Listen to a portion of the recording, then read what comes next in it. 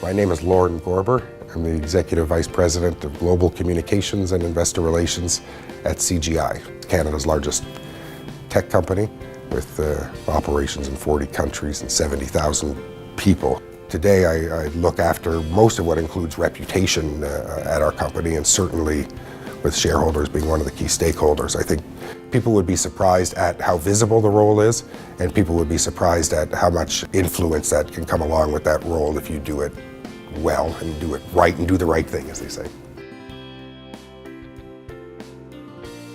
So investor relations for me was an interesting path. That was one I think that not too many people have taken, that started more in the world of arts and writing, and first it was literature, then it was film school, and eventually to overcome the starving artist plight, I ended up taking a corporate gig to do some speech writing, and realized so much of what was being written, the content of the speeches and various pieces of collateral I was working on had a financial bent to them. So being the curious person that I am, thought it was important I learn a little more about it and realize that it's as much art and communication as it is finance.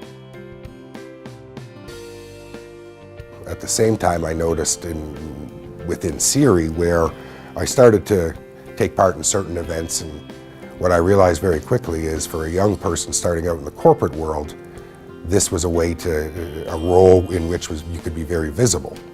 One in which not only could you know the CEO's name, but the CEO could know your name. In Quebec at that time, the CIRI community was a very tight-knit one, many of whom today are some of the more senior members of CIRI. So I got to learn an awful lot, and the learning curve was steep, and I certainly appreciated the peer networking that it afforded me to see various elements, because IR remains a very wide profession that's dependent on company culture, that's dependent on certainly the influence or the skills that you bring to the table, and it's always a two-way communication. It's how you can communicate to the outside world, but what you can bring back in as well. I took a very active role within CIRI and within the Quebec chapter, where I led that for a couple of years. What that's allowed me to do is then build a team around me that, when they work in investor relations, there's an association with CIRI. And I've had since several people who've worked for me that have been active on the board, and one, as a matter of fact, that's our Director of Investor Relations today, that's going to take on the presidency of the Quebec chapter at the annual conference. So I think there's an evolution both in the professional skills you can garner from it, but then also to hone your personal leadership skills. It's something that I attribute greatly to CIRI and my membership within it.